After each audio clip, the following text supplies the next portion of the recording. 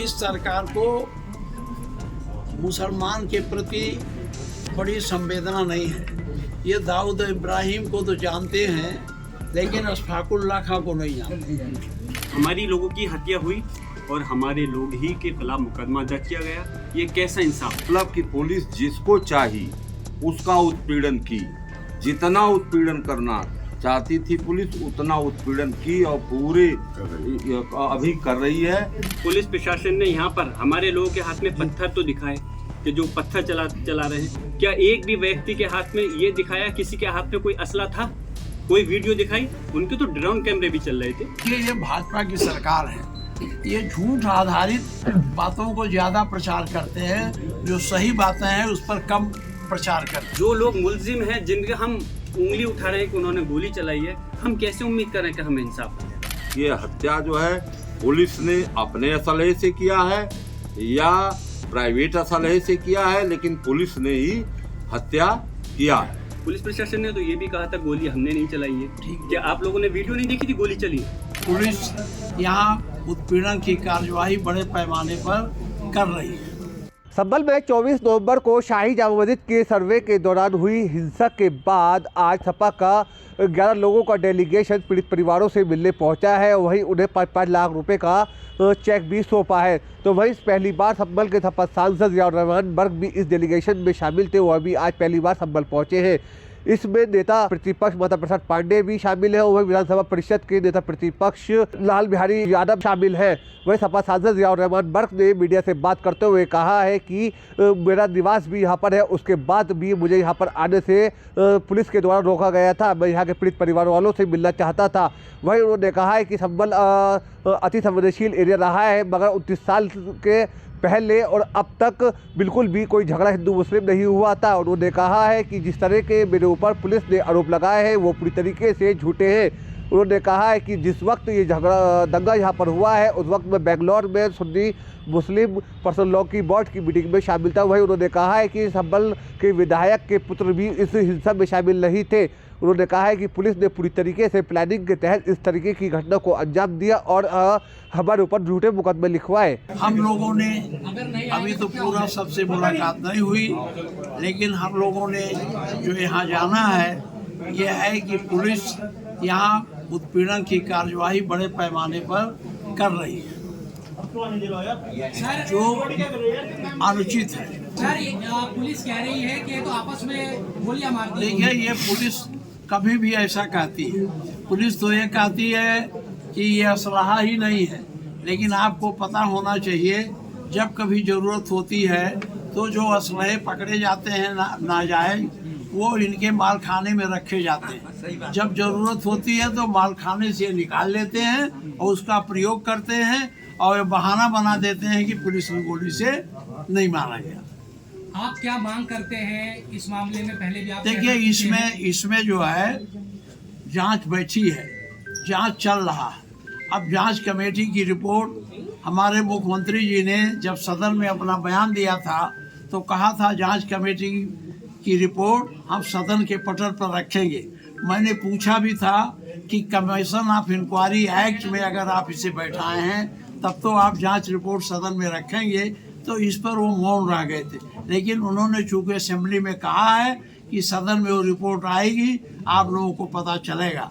अब चूंकि ये जांच चल रही है, इसलिए इसके बारे में हमको बहुत ज़्यादा बोलने की जरूरत नहीं है। माता प्रसाद जी, सरकार ने न्यायिक आयोग का गठन किया है, क्या लगता है आपको जो जांच चल रही है 2 महीने का उसमें समय है? देखिए, अब न्यायिक आयोग जांच कर रहा है तो हम कैसे उस पर पहले से उंगली उठा दे, पहले जांच तो करें। आपने पक्ष रखा अपना? आपने पक्ष रखा आयोग के सामने? अभी तो हम आए हैं, यहाँ के लोग जो हमारे हैं, जब आयोग जांच करेगा, नोटिस देगा, तो उन लोगों को तो ये लोग जाएंगे, अपना पक्ष रखेंगे। सर, जिनको आपने चेक दिए, पीड़ित जो परिवार है, इन्होंने क्या बताया आपको? अपने पीड़ित परिवार ने यही बताया, अभी तो पूरी बात हुई नहीं है, आपके सामने सीधे आए हैं। ये है कि पीड़ित परिवार के साथ अन्याय हुआ, उनके परिवार के लोगों को गोली मारी गई और उनकी मृत्यु हो गई। इससे बड़ा पीड़ित परिवार को और क्या ज्यादा कष्ट हो सकता है? पुलिस से गोली मारी है, पुलिस हम कह रहे हैं, इसीलिए तो हमारी लड़ाइयाँ चल रही है। सदन में माननीय मुख्यमंत्री जी ने ये कहा कि सन 47 से लेकर अब तक 209 मौत हो चुकी है। हाँ बेसिकली उन्होंने 1978 पे ज्यादा उनका जोर हाँ। था कि उसमें, लेकिन संसद की जो लाइब्रेरी उसमें जो रिपोर्ट रखी 15 की है, तो ये आंकड़ा ये कहाँ से देखिए आया? उस समय हमारे पक्ष में रिपोर्ट नहीं था। हमने उनसे ये कहा था, जो वो बोल रहे थे, तो उठ के मैंने कहा था 1978 में जब ये दंगा या जो भी आप कह लीजिए, जो भी यहाँ हुआ, उस समय आपकी पार्टी भी सरकार में थी, तब जनता पार्टी की सरकार थी, भारतीय जनता पार्टी भी उसमें थी, तो कैसे आप उससे मुकर सकते हैं कि आप नहीं उसमें थे? नहीं, संख्या जो बताई, संख्या उन्होंने 182 बताई थी, 84। आपने तुरंत कहा ये झूठ बोल रहे हो। हम लोगों ने ये है कि इस्तीफा दे दूंगा या हाँ, फिर इस्तीफा इन्होंने दे कहा कि आप सिद्ध करो, नहीं तो मैं इस्तीफा दे दूंगा। हमारे या, इकबाल वो मामू जी ने कहा था। दूंगा। क्या वो दे दें? अच्छा देखिए, ये भाजपा की सरकार है, ये झूठ आधारित बातों को ज्यादा प्रचार करते हैं, जो सही बातें हैं उस पर कम प्रचार करते हैं। यहाँ तो दाऊद इब्राहिम और आईएसआई का लिंक था। देखिए इस सरकार को मुसलमान के प्रति बड़ी संवेदना नहीं है। ये दाऊद इब्राहिम को तो जानते हैं, लेकिन अशफाकुल्लाह खां को नहीं जानते हैं, ये अब्दुल हमीद को नहीं जानते हैं, ये ब्रिगेडियर उस्मान को नहीं जानते हैं, जिन्होंने सीमाओं पर अपनी जान दी। इनके मन में सद्भावना नहीं है, इनके मन में है जातीय विषमता पैदा करके, हिंदू मुसलमान में तनाव पैदा करके, जो हजारों सालों से हम लोग प्रेम से एक साथ रह रहे थे, उसमें इतनी दूरी पैदा कर दें, खटास पैदा कर दें, जिससे इनकी राजनीति अपनी सफल हो सके। यही इनका उद्देश्य है, यही हर जगह यही कर रहे हैं। हाँ। किया था जुमे की जब नमाज पढ़ी थी, उसके बाद उन्होंने कहा जमीन हमारी है और हमने वक्फ कर दी है। उस जमीन को लेके विवाद हुआ, इस पर आप क्या कहें? देखिए, जमीन पुलिस जो है सबके ज़मीन पर चौकी नहीं बना सकती। जो उसकी ज़मीन होगी, सरकार की ज़मीन होगी, उसी पर बना सकता। बिना किसी के परमिशन के उसकी ज़मीन या तो एक्वायर करें, मुआवजा दे के उस ज़मीन को लेंगे तब बनावें। वक्फ की ज़मीन को भी ये ज़बरदस्ती नहीं ले सकती। आपके सांसद जी के खिलाफ, यहाँ सपा सांसद जी और रहमान बर्ग साहब के खिलाफ हाँ। मुकदमा दर्ज हुआ है, उसको लेकर क्या कहेंगे सर? देखिए, ये मुकदमे जो है ये नाजायज़ ढंग से, गलत ढंग से दर्ज कराए गए हैं। जिस दिन ये आपकी बात हो रही थी, यहाँ विवाद हो रहा था, उस दिन यहाँ थे ही नहीं, बंगलोर में कहीं थे। मैंने असेंबली में भी कहा था, जब मैं अपनी बात रख रहा था तो मैंने कहा जब वो थे ही नहीं तो कैसे वो मुल्जिम हो गए। देखिए, जो घटना हुई है यकीनन उससे सिर्फ संभल नहीं, पूरा प्रदेश और देश शर्मसार हुआ है। जो इस प्रकार की घटना यहाँ संभल में अंजाम दी गई है, और ये हकीकत है कि संभल अति संवेदनशील जगह रही है, और यहाँ पर पहले ज़रूर आपस में लोगों का इख्तलाफ था, झगड़े थे, लेकिन ये भी एक हकीकत है कि 29 साल से यहाँ पे कोई हिंदू मुसलमान का कोई फसाद नहीं हुआ। लोग सुकून से रह रहे हैं। इस सुकून को आग लगाई गई है, और ये भी सच है, हमारे 5 लोगों की जान ली गई है। हमने उसकी आवाज़ को, हमारे नेता माननीय राष्ट्रीय अध्यक्ष अखिलेश यादव जी और पूरी पार्टी ने, हमने संसद के अंदर दोनों सदनों में, हमारे प्रोफेसर रामगोपाल यादव जी ने, सब लोगों ने मिलकर के माननीय सांसद जी ने उठाया, और विधानसभा के अंदर जो अभी आपके सामने हमारे माननीय विपक्ष के नेता माते प्रसाद पांडे जी और अभी विधान परिषद के हमारे नेताजी बोल रहे थे, पूरी मजबूती से सिर्फ संभल के लोगों की हक की आवाज़ के लिए उठाने का काम किया। हम लोग सिर्फ ये चाहते हैं, अफसोस इस बात का है कि हमारी लोगों की हत्या हुई और हमारे लोग ही के खिलाफ मुकदमा दर्ज किया गया। ये कैसा इंसाफ है? लेकिन हम संविधान पर यकीन करते हैं और इस संविधान को मानते हैं, और हमारा न्यायालय पर पूरा भरोसा कायम है। हमें उम्मीद है कि अगर हमें पुलिस प्रशासन से, शासन से अगर हमें इंसाफ नहीं मिलेगा तो न्यायालय से हमें इंसाफ ज़रूर मिलेगा। उसकी लड़ाई हमने संसद के अंदर और विधानसभा में मजबूती से लड़ी है, और इंशाल्लाह हम पूरी कोशिश करते हैं कि उसका भले ही खामियाजा मुझे भी भुगतना पड़ा कि मेरे खिलाफ भी मुकदमा, मेरे वालिद साहब के खिलाफ मुकदमा, हमारे विधायक जी उनके बेटे के खिलाफ मुकदमा लिखना, एक ये चीज़ जाहिर करता है कि पुलिस और प्रशासन अपनी जो नाकामी है या जो करतूत है उसको छुपाने के लिए इस प्रकार की ये चीज़ें करी गई हैं। और हम चाहते हैं कि हमारे लोगों को इंसाफ मिलना चाहिए, वो भी इस देश के नागरिक हैं। आप स्थानीय सांसद हैं, आपको इतना समय क्यों लग गया अपने इलाके में आने में? मैं गुजारिश करूंगा कि काश आप ये भी दिखाते अपने चैनल पर कि जिस प्रकार से यहाँ पे लोगों की जान ली गई है, उनके खिलाफ क्यों कार्रवाई नहीं की गई। आप ये सवाल पुलिस प्रशासन से और सरकार से करते तो मुझे खुशी होती। आप इस देश का चौथा स्तंभ हो। मैं सिर्फ इस पॉइंट ऑफ व्यू पे नहीं, यहाँ पे हम लोग राजनीति करने नहीं है। राजनीति करना होता तो हम पहले से बहुत कुछ प्रयास कर सकते थे। माननीय राष्ट्रपति अखिलेश यादव जी ने पहले ही डेलीगेशन बनाया था। शायद आप लोगों को मालूम होगा, हमने 3 बार प्रयास किया आने का, लेकिन हमको रोक दिया गया। पहला प्रयास किया तो 3 दिन की, माननीय माता प्रसाद पांडे जी ने कहा था 3 दिन की, कहीं डीजीपी जो उत्तर प्रदेश है कि 3 दिन के बाद चले आइए। फिर हमने फिर से राष्ट्रीय अध्यक्ष जी ने एक डेलीगेशन बनाया, फिर आने का प्रयास किया तो हम लोगों को लखनऊ, दिल्ली, जगह जगह मुख्तलिफ जगह पर रोक दिया गया। हम लगातार प्रयास कर रहे थे आने का, लेकिन अफसोस है मैं यहाँ का सांसद हूँ। यहाँ का सांसद होने के साथ साथ मैं यहाँ का निवासी भी हूँ। मुझे भी आने के लिए क्यों रोका गया? मैं अपने लोगों के दुख में, दर्द में शरीक होना चाहता था। मैं उनके गम में शरीक होना चाहता था। उनकी परेशानी को समझ कर करके मैं चाहता था उनको इंसाफ मिल सके, लेकिन अफसोस है यहाँ आने नहीं दिया गया। लेकिन खैर कोई बात नहीं, आज हम हाजिर हुए हैं और हम और हमारी पूरी पार्टी चाहती है कि संभल के लोगों को इंसाफ मिलना चाहिए। जो उनके साथ ज्यादती हुई है, जो जुल्म हुआ है, उसके खिलाफ आवाज़ उठनी चाहिए। जिया, जब पुलिस ये कह रही हो कि खुद ही आपस में मर गए लोग, गोली मार दी आपस में, आपको क्या लग रहा है कि वाकई? अफसोस है कि पुलिस की तरफ से ऐसी इस प्रकार की बातें आना जिसका कि औचित्य कोई मतलब नहीं बनता। मैं आपसे पूछ रहा हूँ, अगर इस बात को आप लोग सच मान सकते हैं तो मैं ठीक है, इस बात को भी सच मान लूंगा कि लोगों की आपस की गोली से मृत्यु हुई। अगर मैं कहूं कि पुलिस के 2 थानों के बीच में आपस में लड़ाई चल रही थी किसी चीज को लेकर, तो उनकी गोली हमारे लोगों को लग गई, तो अगर आप इसको सच मान सकते हैं तो उसको भी मान लीजिए। कोई औचित्य नहीं, जिसका हाथ पांव नहीं, इस प्रकार की अनावश्यक बात करना। और ऐसी पुलिस प्रशासन, बहुत अफसोस की बात है। और मैं कह रहा हूँ, मुझे ये बताइए कि पुलिस प्रशासन ने यहाँ पर हमारे लोगों के हाथ में पत्थर तो दिखाए कि जो पत्थर चला रहे हैं, क्या एक भी व्यक्ति के हाथ में ये दिखाया किसी के हाथ में कोई असला था?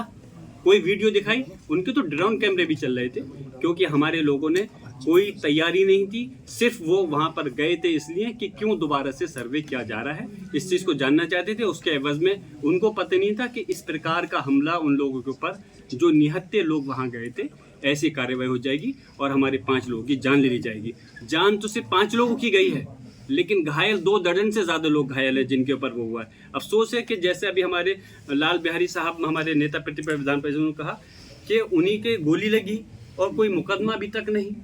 कैसे हम लोग करें? जो लोग मुलजिम हैं, जिनके हम उंगली उठा रहे हैं कि उन्होंने गोली चलाई है, हम कैसे उम्मीद करें कि हमें इंसाफ मिलेगा? लेकिन हम फिर से मैं कहता हूँ, हमें इस देश के संविधान पर, न्यायालयों पर भरोसा है। हमें उम्मीद है कोर्ट से इंसाफ हमें ज़रूर मिलेगा। ये आपके जो FIR है उनको लेकर क्या कहेंगे? बिजली चोरी की भी FIR है, हिंसा को लेकर भी FIR है। कल को ये भी कह सकते हैं कि पुलिस का डंडा खो गया तो उन्होंने सांसद जी ने चुरा लिया।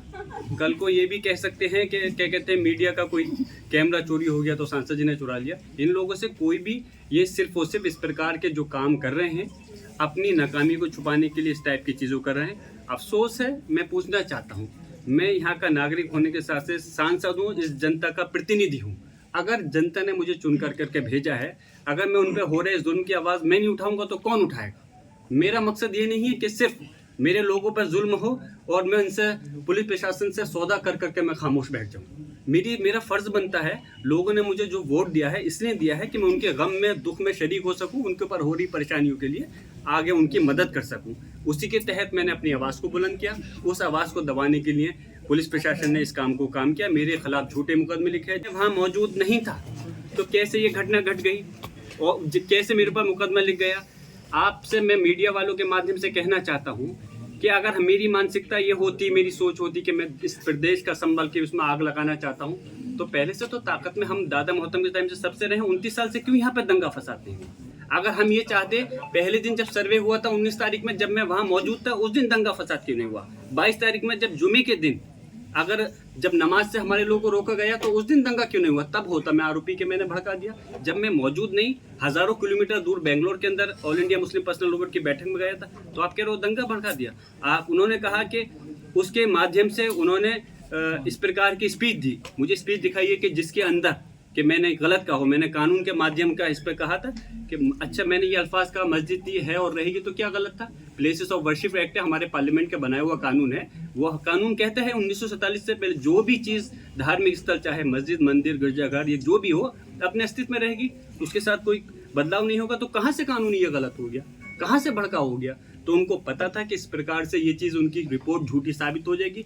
तो उन्होंने कहा कि उन्होंने विधायक जी के बेटे ने कहा कि सांसद जी हमारे साथ हैं। तो क्या बात कर रहे हो, जब वो खुद मौजूद नहीं उनके विधायक जी के बेटे भी, तो इस प्रकार की अनावश्यक रिपोर्ट दर्ज करने से क्या साबित करना चाहते हो? कल को आदमी ये कहने लगे कि फला मंत्री या फला राष्ट्रीय अध्यक्ष किसी पार्टी के भांति उनके खिलाफ भी मुकदमा दर्ज करोगे। मैं यही कहता हूँ, आप लोग चौथा स्तंभ हैं इस देश का। लोग विश्वास आप मीडिया पे अभी करते हैं, लेकिन जिस प्रकार की कुछ रिपोर्ट हैं, कुछ गिनती के चैनलों ने संभल की जनता को बदनाम कर करके उनको विलन बनाया और सिर्फ पुलिस प्रशासन को हीरो बनाने का काम किया। ये गलत है। पुलिस प्रशासन अपनी टीआरपी बनाने के लिए तरह तरह की बातें अपनी पलटता रहा है। पुलिस प्रशासन ने तो ये भी कहा था गोली हमने नहीं चलाई है। क्या आप लोगों ने वीडियो नहीं देखी थी गोली चली है? तो इसलिए मैं ये कहता हूँ कि हम आपसे मेरी गुजारिश है कि आपके चैनलों के माध्यम से भी हम लोगों के हक और इंसाफ की आवाज़ उठाइए। आप भी ये मत सोचिए सिर्फ मीडिया के लोग हैं, आप भी नागरिक हैं, आप भी किसी न किसी परिवार से जुड़े हुए हैं। और मीडिया के लोगों के साथ में कितनी ज्यादती हुई है, राष्ट्रीय अध्यक्ष जी ने कहा, आप लोग भी तो वाकिफ हैं। फिर अगर आप लोग नहीं उठाओगे तो कल को कोई भी किसी के साथ बख्शिश का खाना नहीं है। हम सिर्फ आप लोगों की आवाज़ को किया है, उसको आप लोग अच्छी तरह से जानते हैं। मैंने सदन में, विधान परिषद में इस चीज़ को रखा था कि एक ही समय और एक ही घटना पर एक मुकदमा दर्ज किया जा सकता है। ये सुप्रीम कोर्ट की 2 हमने उनको रूलिंग भी दिया जो है, और सबके सामने सदन में हमने कहा कि यहाँ पर एक ही समय में जो एक घटना हुई उस पर यहाँ 7 मुकदमे दर्ज किए गए। और मुकदमा जो दर्ज किया गया उसमें कुछ लोगों को नामजद किया गया, और हर मुकदमे में जो है 700, 800, 500, 600 लोगों को जो है अज्ञात के नाम से दर्ज कर दिया गया। अज्ञात के नाम से दर्ज करने के का मतलब कि पुलिस जिसको चाहिए उसका उत्पीड़न की, जितना उत्पीड़न करना चाहती थी पुलिस उतना उत्पीड़न की और पूरे अभी कर रही है। और पुलिस के भय से लोग जो है अपने घर रहना जो है नहीं पसंद कर रहे हैं। पुलिस एक तरफ जो है कहती है कि एक ही समय और एक ही अपराध में एक ही मुकदमा दर्ज किया जा सकता है। हम गए थे मंगेश यादव का जौनपुर में जब इनकाउंटर हुआ था, फर्जी इनकाउंटर दिखाया गया था और एफआईआर दर्ज कराने, तो पुलिस ने स्वयं अपने एफआईआर दर्ज कर लिया था और कहा कि अब दूसरा मुकदमा नहीं दर्ज हो सकता, ये सुप्रीम कोर्ट की व्यवस्था है। तो जब वहाँ सुप्रीम कोर्ट की व्यवस्था लागू हो सकती थी, उस परिवार की जिसके परिवार का मरा हुआ व्यक्ति है वो एफआईआर नहीं दर्ज कर सकता था। तो यहाँ पर एक ही घटना एक ही समय में हुई, उस पर 7 मुकदमे कैसे दर्ज हुए? यह पुलिस जो है कानून को अपने हाथ में लेकर के जो है काम कर रही है। और दूसरी बड़ी बात यह है कि मुकदमा दर्ज हो रहा है और मुकदमा में आर्डर हो रहा है उसी दिन, और नकल का सवाल भी नहीं पड़ा कि उसकी नकल मिल जाए आदेश की, क्या आदेश हुआ, और उसका क्रियान्वयन करने जो है यहाँ के प्रशासनिक अधिकारी मौके पर पहुंचा रहे हैं। यह कौन सी इमरजेंसी थी, कौन सी इमरजेंसी थी कि बिना नकल का आदेश लिए, नकल का सवाल भी नहीं पड़ा, आदेश की कॉपी भी नहीं मिली और मौके पर चले आए जो है। तो इससे लगता है कि सरकार जो है पहले से जो है इसका प्रायोजित जो है ये कार्यक्रम था। और यहाँ पर जो है ये जो हिंसा पुलिस द्वारा हुई और गोली तो लगी 5 लोगों को, 5 लोगों की हत्या हुई, तो हत्या का मुकदमा किस पर दर्ज हुआ? आज तक हत्या का मुकदमा दर्ज हुआ किसी पर? एमपी साहब जी, कोई हत्या का मुकदमा इन्होंने दर्ज किया? तो वो गोली किसने मारा? जब मुकदमा तो दर्ज होना चाहिए, और 5 लोगों की हत्या हो गई और मुकदमा दर्ज ही नहीं होगा। अब इसकी कौन सी जांच करा रहे हैं? हत्या हुई तो उसका एफआईआर दर्ज होना चाहिए। हमारा कहना है कि ये हत्या जो है पुलिस ने अपने असलहे से किया है या प्राइवेट असलहे से किया है, लेकिन पुलिस ने ही हत्या किया है।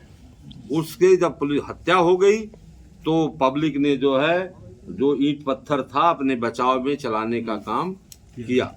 और जब हमारी देश की पार्लियामेंट ने में ये व्यवस्था दे दिया है 1991 में कि कोई भी पूजा स्थल होगा जो 15 अगस्त 1947 की स्थिति होगी वही जो है स्थिति बरकरार रहेगी, उस पर कोई हेर फेर बदलाव नहीं किया जाएगा।